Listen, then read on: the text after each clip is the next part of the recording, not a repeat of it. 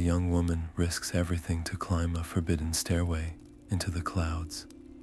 Elara is a stargazer whose village has lost its connection to the heavens, and she believes the ancient sky temples hold the key to restoring that lost harmony. By the end of her journey, you will understand the profound calm woven into the cosmos by its first builders. Her first step onto the moss-slicked stone defied generations of warnings, setting her on a path where celestial guardians test every move and long-buried secrets whisper on the wind. Who were the serene architects who designed these places, and what cosmic imbalance were they built to prevent? Before we explore further, I would love to know where you are joining us from today, and what the sky looks like where you are. What do you believe is the true cost of uncovering a forgotten truth? Each step upwards sent a shower of pebbles skittering into the abyss below. The stairway was a treacherous spine of stone, choked by ancient, grasping vines that felt more like skeletal fingers than plants. Elara moved not with the reckless speed of panic, but with the deliberate patience of a reader deciphering a text. Her eyes were fixed not on the crumbling steps, but on the faint, almost invisible patterns carved into the rock face beside her, patterns that mirrored specific arrangements of stars her grandmother had once traced in the sand. She saw a cluster of 3 pits, representing the hunter's belt, and knew to avoid the stone slab beneath it. A heartbeat after she sidestepped. A heavy block groaned from the ceiling above and crashed into the space she had just occupied, the impact shuddering through the entire mountainside. The noise was a thunderclap in the sacred silence. From the high temple spires, a new sound answered, a slow, grating scrape of stone against stone. The sentinels were stirring. Her heart hammered against her ribs, a frantic drumbeat of fear. This was more than just physical danger. It was the weight of generations. Every village story warned of this exact moment, of the shame and disaster that befell those who dared to awaken the mountain's wrath. To fail now would be to confirm every fear, to dishonor the family name that had always preached quiet obedience. But as the fear crested, she focused on the low, resonant hum that had guided her this far. It was not a menacing vibration, but a constant, calming tone, like a note held by a celestial choir. She made her choice. She would not go back. Trusting the hum as her compass, she took a running leap over a newly opened chasm, her feet landing squarely on a step that felt solid and sure. Behind her, the section of stairs she had just left shattered and fell away into the mist, severing her path of retreat. There was no going back. As she reached the final step, the stairway's summit, the stone-winged sentinels turned their heads in unison, their eyes igniting with a soft, ethereal light that cut through the swirling clouds.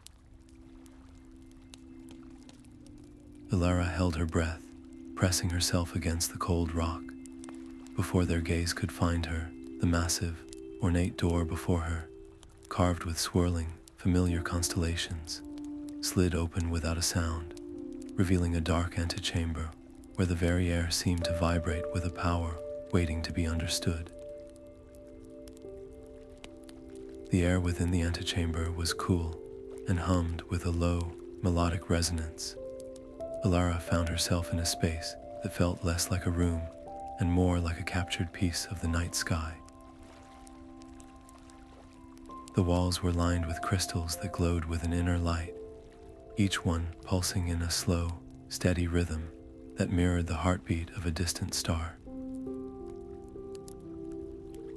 In the center of the chamber, a large, multifaceted crystal console rose from the floor, its surface alive with shifting points of light. It was a map of the heavens, waiting for a hand to guide it. Ilara approached, her own breath catching in time with the celestial pulses. She recognized the patterns. Her grandmother's stories had described this very device, a loom for weaving starlight. Focusing past her fear, she began to turn the crystal facets, aligning them to recreate the serpent's tail. A constellation, her village elders had always warned, was a portent of chaos and instability. As the final crystal clicked into place, a deep chime echoed through the chamber. A section of the wall shimmered and vanished, revealing a dark, narrow passage. But the floor beneath her feet shuddered in response. The solid stone tiles began to shift and realign, some retracting entirely to reveal a terrifying void of utter blackness beneath. A cold dread gripped her as she realized the console was not just a key, it was a test. The very ground was becoming a deadly puzzle. Whispers filled her mind, not from the air, but from the stones themselves, faint echoes of the builder's thoughts. They spoke of balance and consequence, of harmony maintained only through perfect understanding. The unstable serpent's tail was not a warning of doom, but a key to a higher order, a pattern only visible to those who dare to look beyond tradition. With the abyss yawning just a step away, Ilara took a trembling breath and committed to the path her studies had revealed. She stepped onto a tile that seemed to float unsupported, then another, her movements a desperate dance against the crumbling floor. Each footfall was an act of faith in a knowledge her people had forgotten. The moment her foot touched the far side of the chamber, the shifting ceased. The floor became solid once more, but her victory was short-lived. From the temple corridors outside, the slow, grinding scrape of stone on stone grew louder and more numerous. The sentinels were no longer stirring. They were hunting, their heavy footsteps converging on her location. She did not hesitate, diving into the newly revealed passage, just as a massive, stone-clawed hand reached for the space where she had stood. The passage opened into a breathtaking hall of impossible scale. Here, gravity itself seemed a gentle suggestion. Orbs of soft, golden light drifted lazily through the vast space like dandelion seeds on a cosmic breeze. Each orb contained flickering images, fragmented memories of the temple's creation, showing vast stones being lifted by thought and melodies shaping rock. As Ilara stood in awe, one of these orbs detached from the others and floated directly toward her, as if it had been waiting for this very moment. Her fingers brushed the orb's luminous surface, and the world dissolved into light. The hall, the drifting lights, the looming threat of the sentinels, all vanished. She was no longer Ilara the Stargazer, but a silent witness to an age long past. Towering, serene figures moved through a landscape of raw cosmic power, their forms shimmering like heat haze. They did not lift the massive stones of the temple with muscle and rope, but with a focused intent, a quiet thought that made the very air hum in agreement. She felt their collective mind, a vast and tranquil pool of consciousness, as they wove the structure not from rock alone, but from melody and starlight. Their purpose was clear, a solemn duty to the universe itself. They were harmonizing cosmic energies, weaving a delicate balance to prevent a terrible, silent drift, a celestial imbalance that would unravel the fabric of reality over eons. The vision was one of profound peace, a symphony of creation. Then, as swiftly as it came, the vision shattered. Ilara gasped, stumbling back into the present as the orb drifted away. A sharp, throbbing pain bloomed behind her eyes, and with it came a foreign presence, a whisper of ancient thought that was not her own. It felt like a cool, clear stream flowing into the turbulent river of her mind. The builders were not just showing her their past, they had given her a piece of themselves. This fragment of consciousness offered cryptic guidance, an intuitive pull toward a specific, seemingly blank section of the wall. Yet the pain was a constant distraction, a dissonant chord threatening to drown out the serene melody of the builder's knowledge. Her people's fearful stories of cursed mountains and wrathful guardians clashed violently with the calm, purposeful methods she had just witnessed. Who was right? The elders who preached fearful obedience, or these serene architects who worked in harmony with the cosmos?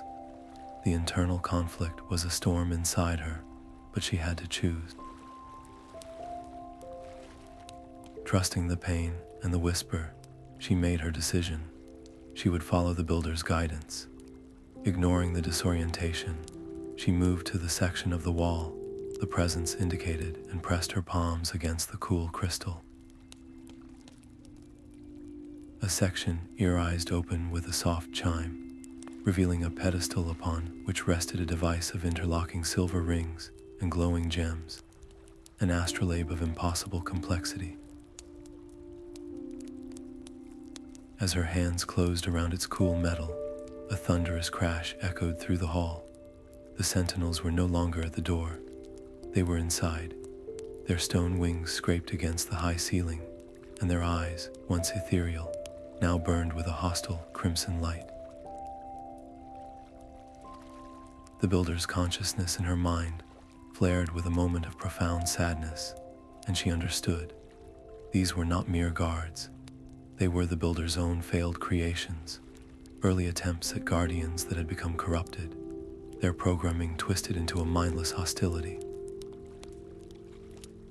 Her every movement, every use of the temple's energy, was a beacon to their rage. With the sentinels closing in, their heavy footfalls shaking the floor, Alara focused her will and rotated the central ring of the Astrolabe. The device whirred to life, projecting a brilliant, three-dimensional star map into the air before her.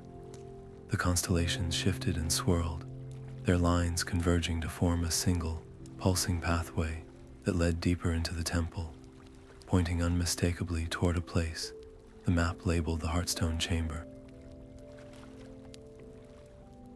But the map's glow also illuminated the hulking, stone forms of the sentinels, now only a few dozen paces away and closing fast. The narrow corridor twisted like a serpent, its walls pressing in as Alara ran. The astrolabe in her hand was her only guide, its projected starlight revealing a path where none existed. A chasm yawned before her, but the light solidified into a shimmering, translucent bridge of pure energy. She did not hesitate, her feet meeting the glowing surface just as a sentinel's stone claw swiped through the air behind her.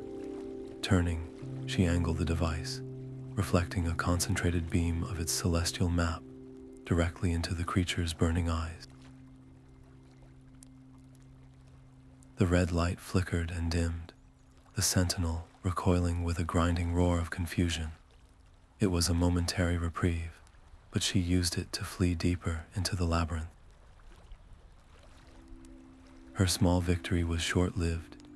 Enraged, another sentinel brought its massive fist down upon a crystalline pillar supporting the corridor. The sound was a deafening crack, a symphony of shattering stone. The ceiling buckled, and a torrent of rock and dust crashed down, sealing the passage behind her and cutting off her pursuers. For a heartbeat, there was silence, broken only by her ragged breaths. She was safe, but trapped. The collapse had funneled her into a small, windowless chamber, a dead end with walls that hummed with a faint, trapped energy. The only way forward was a narrow, dark ventilation shaft near the ceiling, far too small for comfort. Panic clawed at her throat, a tight, cold fear that constricted her lungs. The room felt like a tomb, and the relentless scraping from the other side of the rubble promised the Sentinels were already working to dismantle it.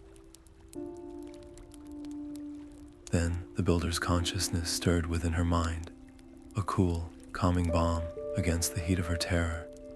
It did not speak in words, but in feelings, an impression of infinite patience and the deep, slow rhythm of celestial orbits. The message was clear. Panic would only fracture her focus. She had to be still to think.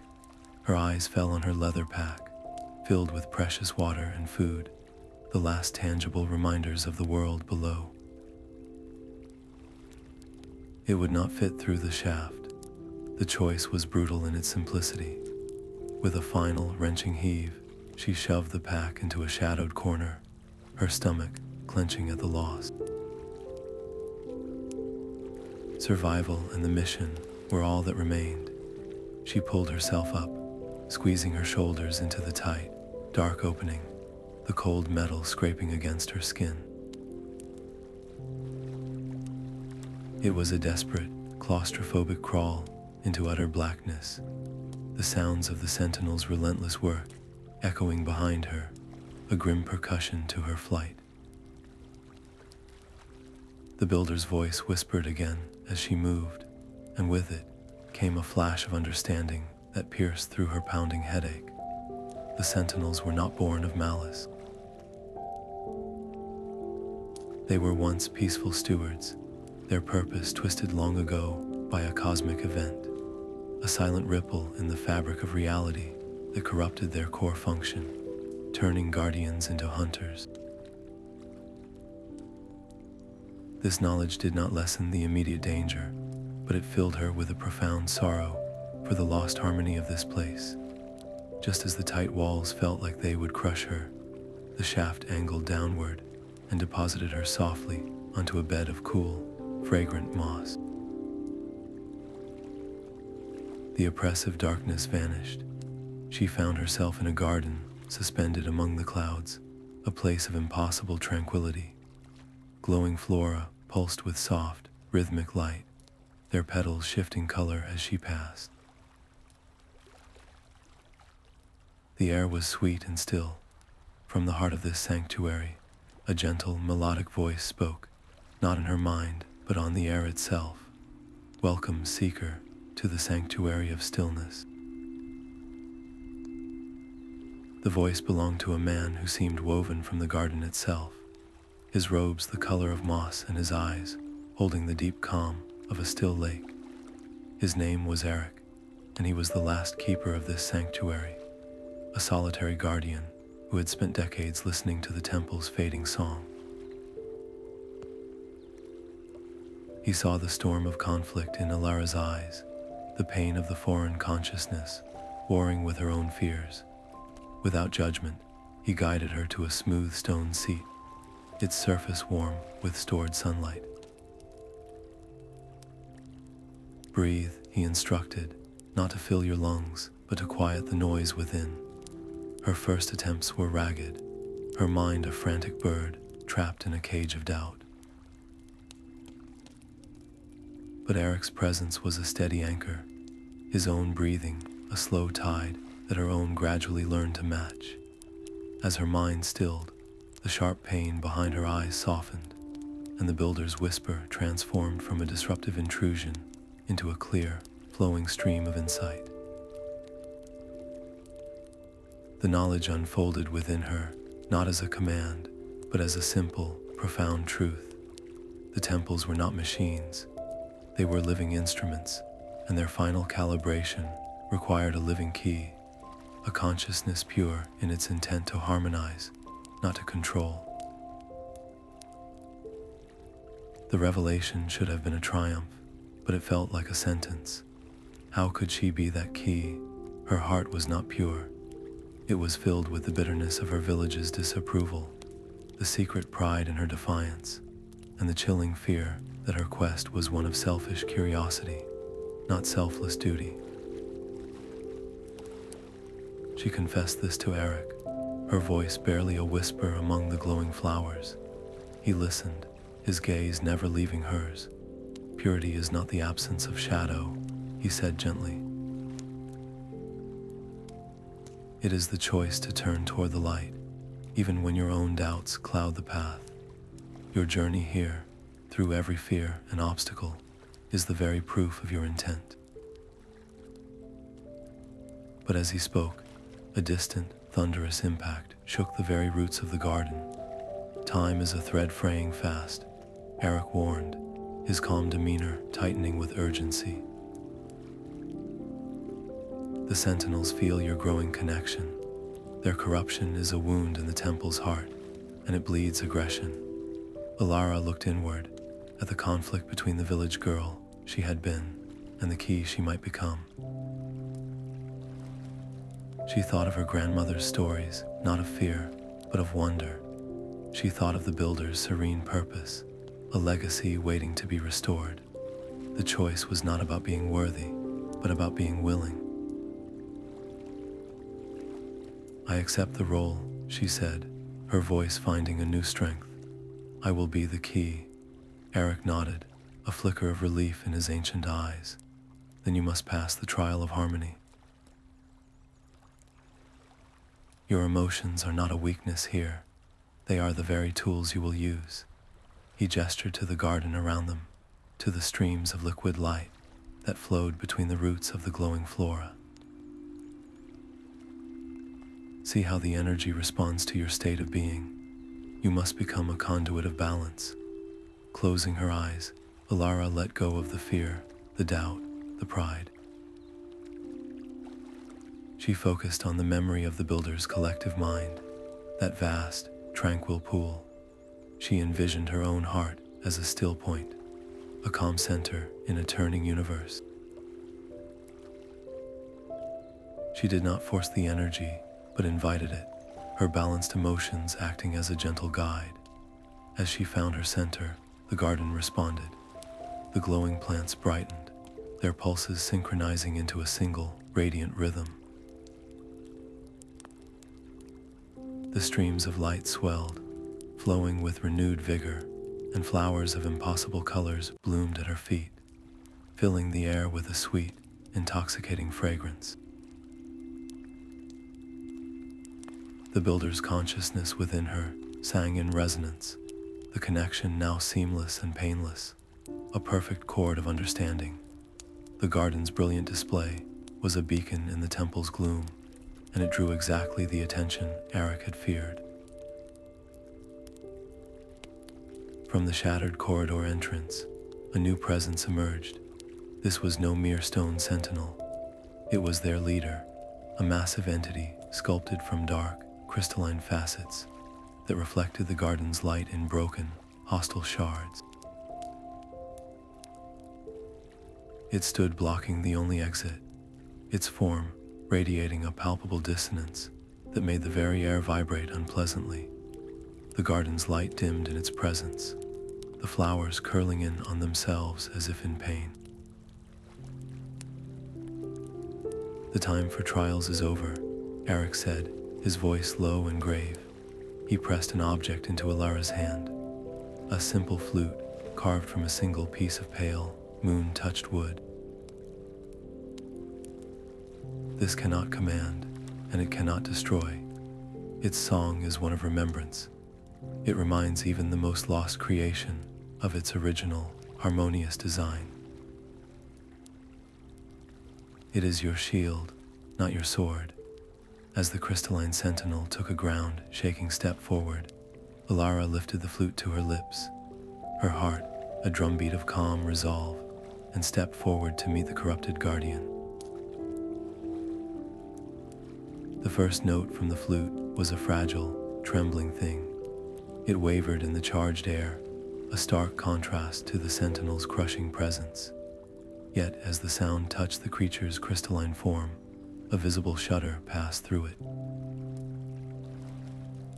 Its advance halted, the hostile crimson light in its eyes flickered, and for a single, breathless moment, a softer, ancient blue shone through. Alara saw it was listening, its massive head tilting, as if trying to recall a melody from a dream long forgotten. She poured her focus into the instrument, her own fear becoming a quiet undercurrent to the music's main theme of calm. She did not play a song of command, but one of remembrance, each note a gentle probe into the Sentinel's fractured memory. A flood of images poured into her mind, not from the builders this time, but from the Guardian itself.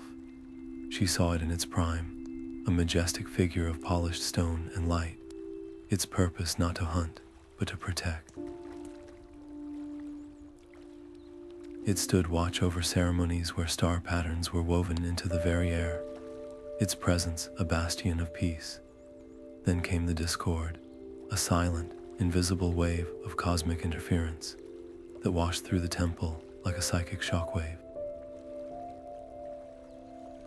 It did not shatter the Sentinel, but twisted it, bending its noble programming into a paranoid loop of aggression. The Guardian of Peace became a warden of fear, its original song of harmony drowned out by a constant, internal static of rage. Maintaining the melody was a battle in itself. Her fingers wanted to shake, her lungs to gasp for air. She could feel the weight of the other sentinels gathering at the edges of the garden, their stone forms a silent jury, awaiting their leader's decision. She had to become an anchor, her breathing steady and deep, each exhale giving strength to the next pure note. She made a choice. Instead of just playing the flute, she opened her mind fully, allowing the builder's consciousness to flow through her and into the music. It was no longer just Alara playing, but the echo of the original architects themselves, their intent to harmonize flowing through the wooden flute. The effect was immediate and profound. The Sentinel leader's aggressive posture melted away. It lowered its colossal arms, the crimson light in its eyes dimming to a soft, pulsating amber. A deep, resonant hum emanated from its core, a sound of recognition and profound sorrow. The other sentinels mirrored their leader, their hostile stances relaxing, the grinding tension in the air easing. For a few precious heartbeats, the garden was filled with a fragile, rediscovered peace. But the corruption was a deep, entrenched wound. The moment Alara's concentration wavered with a flicker of hope, the cosmic discord within the sentinels surged back with violent force. The leader roared, a sound of anguish and renewed fury, shaking its head as if to dispel the memory. It took a stumbling step back, then another, its followers echoing its confusion and retreat. They did not attack. Instead, they withdrew into the darkness of the broken corridors, their forms fading into the shadows, regrouping and more dangerous than ever for having tasted what they had lost. Alara lowered the flute, her body trembling with exhaustion and emotional whiplash. She had reached it, but she could not hold it. A permanent solution was beyond a simple melody. It requires reaching the source, Eric said, his voice gentle but firm. He pointed toward a distant archway on the other side of a deep chasm that split the garden. The Heartstone chamber lies beyond the bridge of resonance. It does not test your strength, but the very balance of your spirit. One step out of harmony, and the bridge will not hold. The bridge of resonance shimmered before her, a span of solidified light and sound that hummed with the low, melodic tone she had followed since her first step on the mountain. It felt alive, a structure woven from the air itself. Alara placed a tentative foot on its surface, and the light rippled outward from her touch, pulsing in perfect time with the steady rhythm of her own heart. This was the test. Her physical balance meant nothing here, only the harmony of her spirit. Each step had to be a beat in a silent, internal song. For the first few paces, it was effortless. She moved with the grace of the builder's memory, her heartbeat a calm and reliable drum. But halfway across the vast chasm, a cold whisper of doubt slithered into her mind. What if she was wrong? What if her people's fear was the only truth, and this entire quest was an act of profound arrogance? The bridge reacted instantly. The solid light beneath her feet wavered, becoming translucent and insubstantial. A section of the path dissolved into glittering mist just behind her, and she stumbled, her arms flailing over the infinite drop. Panic surged, a frantic, discordant rhythm that threatened to shatter the bridge entirely. In that terrifying moment of freefall, the builder's consciousness rose within her, not as a foreign voice, but as a deep, resonant calm. It did not shout down her fear, but simply held space for it, a still pool accepting a turbulent stone. She remembered their method, their serene focus. She stopped fighting the fall and instead focused on the memory of her grandmother's voice, humming an old, simple tune while tracing constellations in the sand. Ilara began to hum it now, the familiar melody a lifeline back to herself. Her heartbeat slowed, finding its rhythm in the song's harmony. The bridge solidified beneath her, the light brightening with each steady step she took. As she moved, she could see the sentinels in the distance, their dark forms massing on the jagged peaks that surrounded the temple, a silent army gathering for one final, decisive assault. She reached the far side just as the last note of her hum faded, her body trembling with the effort of such intense spiritual focus. The great doors of the Heartstone chamber sensed her balanced state and slid open without a sound, their surfaces covered in pulsating runes that flared with recognition. The air that washed over her was unlike anything she had ever felt. It crackled with contained cosmic energy, a power so immense it was both terrifying and beautiful, and at the center of the vast, domed space, suspended in a beam of pure, silent light, hung the Heartstone itself. The Heartstone was not a mere object, but a living, breathing fragment of the cosmos. It floated at the chamber's core, a multifaceted gem the size of a village hut, pulsing with a light that was both seen and felt. Each thrum of energy resonated in Ilara's bones, a rhythm older than time. This was the source of the temple's song, the anchor of its celestial balance. The Astrolabe grew warm in her hands, its rings spinning of their own accord, projecting a complex web of star lines onto the Heartstone's surface.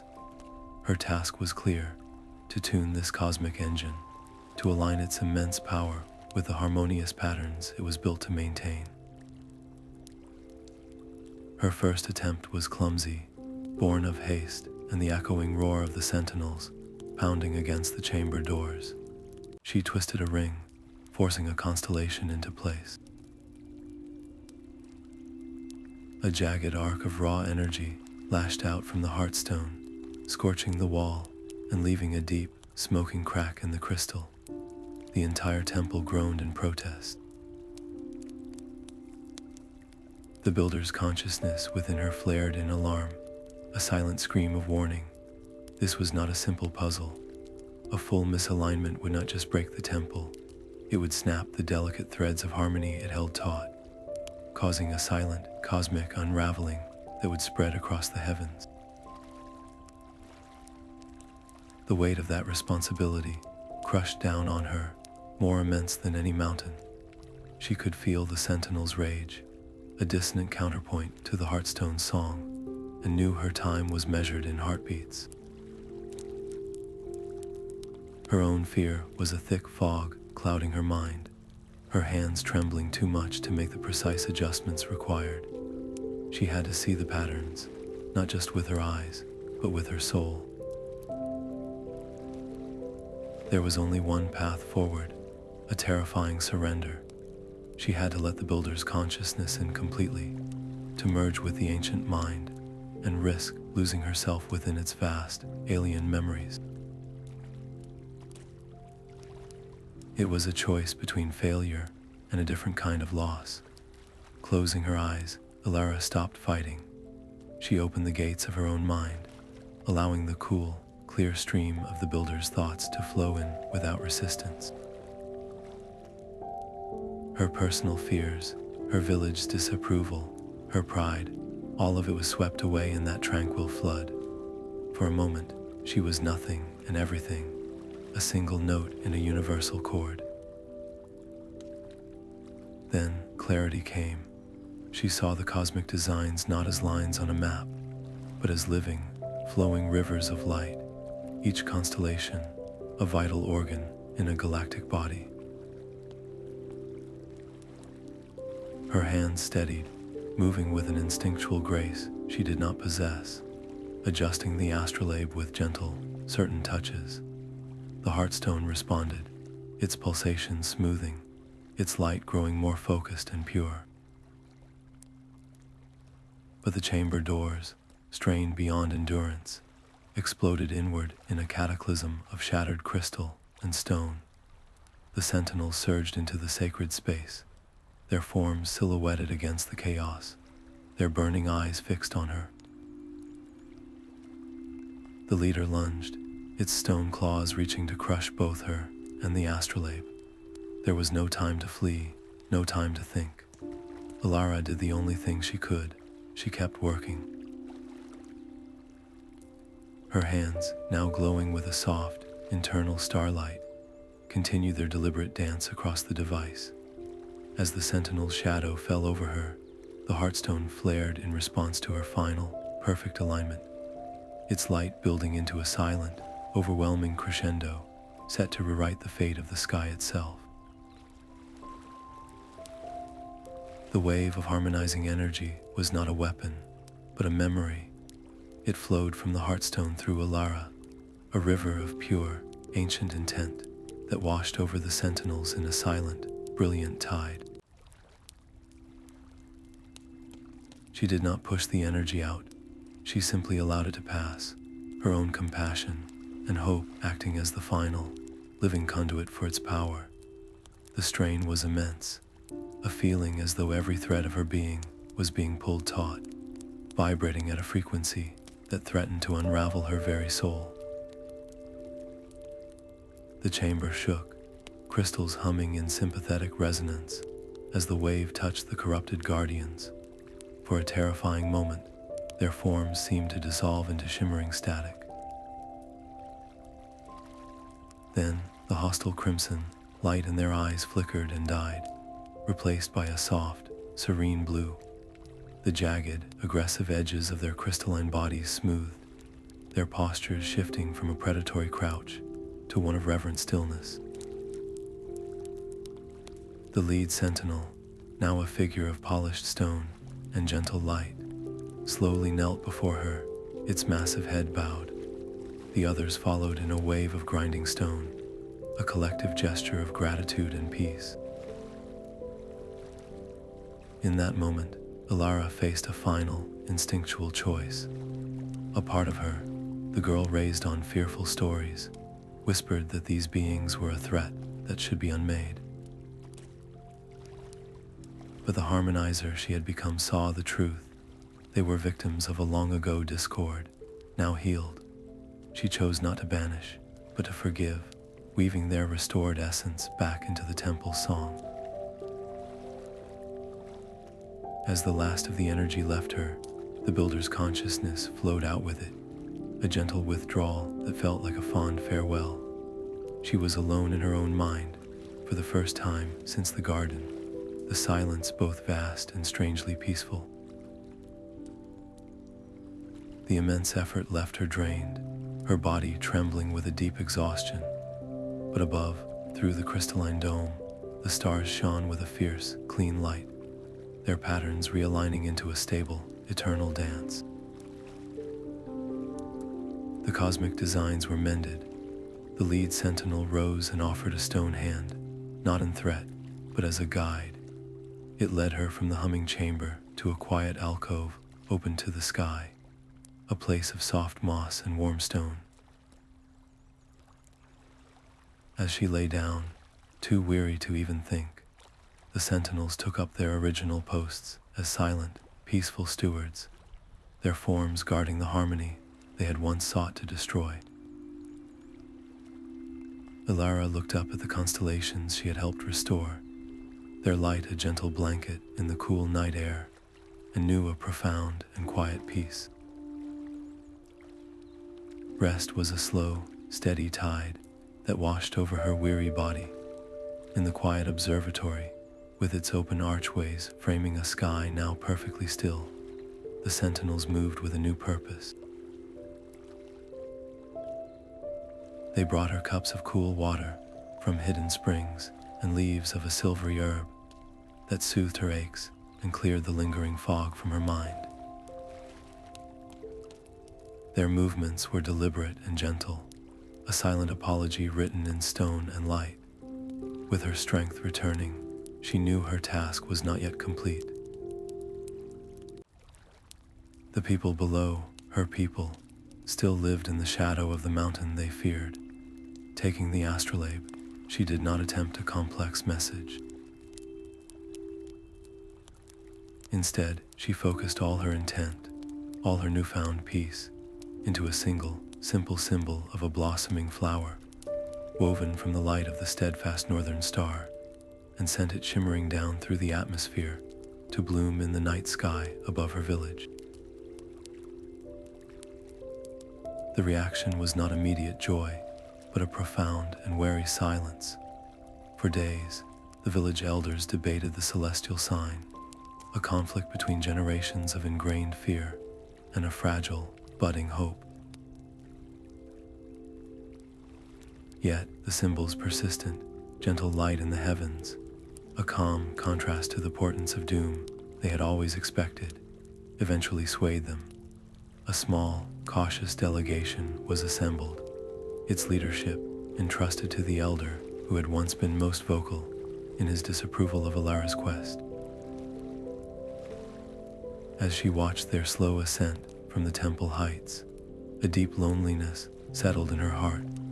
The builder's consciousness was gone, its serene guidance replaced by a quiet emptiness. She worried how she would be received, whether they would see the woman she had become or only the disobedient girl who had left. Yet, beneath the anxiety lay a solid foundation of satisfaction. She had mended a cosmic tear. That knowledge was a quiet warmth no doubt could extinguish. The choice, when it came, was not difficult. To return to her old life would be to live a smaller story, to let the temple's song fade once more into myth. Her true purpose was here, as a living bridge. She would remain, dedicating her life to studying the cosmic designs and translating the builder's wisdom into lessons her people could understand. This decision meant a final farewell to the familiar, to the simple comforts of home and the company of her peers. It was a sacrifice that carried the weight of all future uncertainty, but it was the only path that ensured both the temple's protection and her people's enlightenment. As the first light of dawn touched the highest spires, the village delegation finally reached the temple entrance. Ilara stood waiting, the astrolabe glowing softly at her hip. The lead elder, her once stern critic, stepped forward, his eyes wide not with fear, but with awe, taking in the serene sentinels and the woman who stood calmly among them. The elder's skepticism was a wall Alara could almost touch. She did not argue with words, but led them to a high terrace overlooking the valley. "See for yourselves," she said, her voice calm, as she aligned a small crystal panel to the newly stabilized constellation of the Sower. The panel hummed, and a soft, golden light washed over the withered fields below. Within days, the crops showed a vitality unseen for generations, their stalks strong and grains plump. The weather patterns, once erratic and stormy, softened into predictable, gentle rains. This was not magic, she explained, but applied balance, a resonance between the heavens and the earth that the temple now perfectly maintained. The evidence was in the soil and the sky, a practical truth that began to erode their lifelong fears. Yet, trust did not come easily to all. One elder, a man named Kale, remained unmoved. "You ask us to embrace the very stones that haunted our stories," he challenged, his voice tight with old anger. "What prevents them from turning on us again?" Alara met his gaze without flinching, but with profound empathy. She spoke not as a triumphant conqueror, but as a witness to their pain. "I have felt the corruption that twisted them," she said softly. "It was a sickness, not a choice. Their restoration is as real as this harvest. To reject them is to cling to the illness and ignore the cure." Her patience in these debates was a new kind of trial, one that demanded she translate cosmic truths into the language of human loss and hope. Her greatest proposal was the most difficult to accept. She asked that the Sentinels be included in the village's annual ceremony of remembrance, not as symbols of fear, but as partners in guardianship. To stand beside them under the stars, she urged, is to remember that all things can heal. Kale and his followers resisted, seeing only monsters from their childhood tales. The tension threatened to split the delegation. Alara did not force the issue. Instead, she invited them to simply watch as a sentinel gently repaired a cracked irrigation channel with precise applications of resonant energy, its movements careful and deliberate. Seeing the massive being perform so delicate a task, its stone face serene in the starlight, was a more powerful argument than any speech. Kale's resistance finally crumbled, not in defeat, but in quiet wonder. The pact was sealed not with a grand treaty, but with a shared vow spoken at dawn. The villagers would become occasional learners and caretakers, sending their most curious minds to study the temple's rhythms. In return, the Sentinels would extend their harmonious influence to safeguard the lands below. To ensure this wisdom would never be lost again, Alara began the painstaking work of transcribing the builder's teachings. She did not write a dry history, but a living guide, using stories and parables to explain how celestial balance affects every aspect of life, from the growth of a seed to the calm of a sleeping child. This new harmony demanded everything of her. Some days she was a teacher in the village square, patiently explaining star patterns to wide-eyed children. Other days she was a custodian in the silent temple halls, fine-tuning the Heartstone's resonance. The balance was a constant, delicate practice, a reminder that her own growth was never finished. The Pact had averted a future of conflict, but its maintenance was its own endless adventure. One evening, during the first joint, Stargazing ceremony with villagers and sentinels standing side by side, a hush fell over the crowd. Alara's eyes, trained to see the subtle threads of the cosmos, caught a flicker of movement at the edge of the known sky. There, where only void had been, New stars were quietly igniting, their light arranging into a faint, unfamiliar pattern, a silent promise of mysteries yet to be discovered. The air in the Heartstone chamber thickened, charged with the dissonant roar of the sentinels and the pure, potent hum of the stone itself. Alara stood between these two forces, the astrolabe heavy in her hands. Her moment of ultimate choice had arrived. She could feel the desperate, corrupted rage of the guardians hammering at the chamber doors, a chaotic rhythm that threatened to shatter the temple's delicate song forever. Yet she also felt the deep, serene potential within the Heartstone, a cosmic patience waiting to be unlocked. To realign it required more than knowledge. It demanded a complete surrender. She had to become the living key, not just in name, but in spirit, merging her own consciousness with the ancient builder's vast and tranquil design. It was a terrifying prospect, to open herself so completely that she might lose the person she had been forever. But the memory of her grandmother's starlit stories, of Eric's quiet faith, of the villagers living in shadow, crystallized her resolve. This was not about defiance anymore. It was about duty. With a final, steadying breath, she closed her eyes and let go. She released her fear, her pride, her very sense of self, and invited the builder's consciousness to flow through her without any barrier. Her mind expanded in a silent, breathtaking rush. She was no longer a single person looking at a star map. She was the map itself. She felt the gentle gravitational pull of distant galaxies and the warm light of newborn suns. Her hands, moving with an instinct that was not entirely her own, began to adjust the astrolabe, her touch impossibly gentle on the controls. Each subtle turn was a note in a silent symphony, a correction to a universal melody that had been playing slightly out of tune for centuries. The Heartstone responded, its pulsations smoothing into a deep, resonant chord.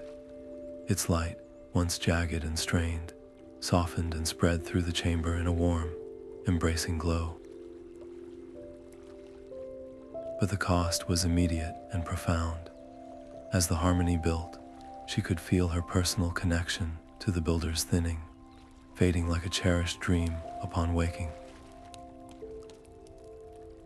Their memories, their serene presence, which had been her guide and comfort, were being woven into the healing energy, sacrificed to fuel the restoration. It was a willing loss, a piece of her soul given freely to mend the cosmos. Just as the final alignment clicked into place, the chamber doors shattered. The lead sentinel lunged, its crystalline form a blade of shattered light and rage, its clawed hand sweeping down to destroy her. Alara did not flinch. She did not fight. Instead, she raised her head, her own eyes now reflecting the Heartstone's pure light, and channeled all the patience, empathy, and hard-won peace she possessed. She became a conduit, not a warrior. A wave of harmonizing energy erupted from the stone, flowing through her and out into the chamber. It was not an attack, but a remembrance of original, perfect design. The wave washed over the sentinel, and for a heart-stopping moment, the creature seemed to dissolve into a cloud of shimmering, dissonant static. Then, the corruption burned away like mist in a sudden sun. The hostile crimson in its eyes vanished, replaced by a soft, serene blue, its jagged, aggressive edges smoothed into graceful, polished lines. The massive being slowed its attack, its claw stopping just inches from her face, and then it knelt, its great head bowing in a gesture of profound peace and gratitude. The storm of noise from the other sentinels ceased, replaced by a deep, resonant hum of recognition. The transformation was complete. The cosmic balance was restored. As the last of the harmonizing energy faded, the builder's consciousness departed completely, leaving a quiet, hollow space in her mind. She was alone again, just Alara, standing in a now silent chamber, surrounded by peaceful guardians. She had saved the temples and her people, but she had paid for it with a part of herself she would always miss. She was no longer the defiant seeker who had climbed the Forbidden Stairway. She had been remade into a selfless guardian, a permanent anchor for the cosmic peace she had fought so hard to win. From the temple's highest spire, Alara watched the world she had remade. Below, the village lights glowed like earthbound stars, and the great sentinels moved through the fields with the gentle precision of falling night. Her heart held neither triumph nor longing, only the quiet certainty of a river that has found its true course.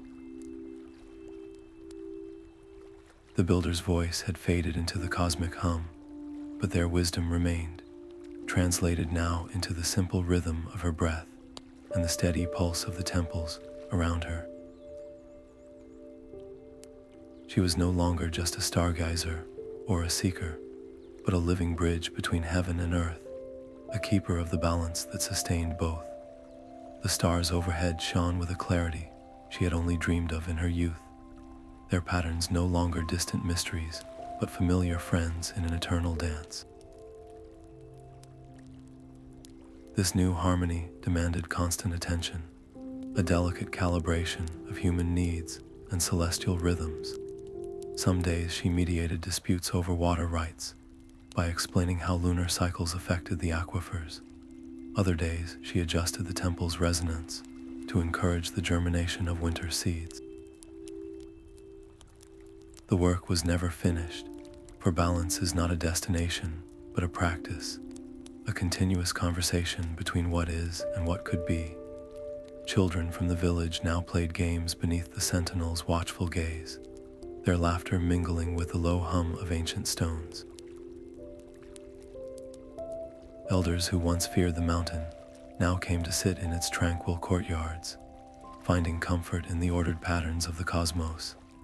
Alara's greatest teaching was this simple truth, that cosmic harmony begins in the human heart, in every choice made with patience, and every conflict resolved with understanding.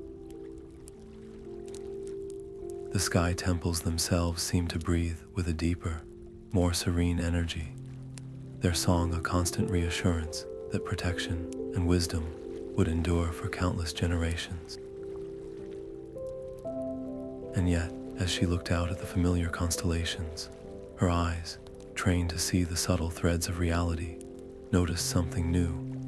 At the very edge of the known sky, where darkness once held absolute sway, faint pinpricks of light were quietly igniting. They arranged themselves into a pattern she had never seen in any ancient text, a silent promise that the cosmos was still evolving, still writing its story. The journey was not over. It had simply found a new beginning.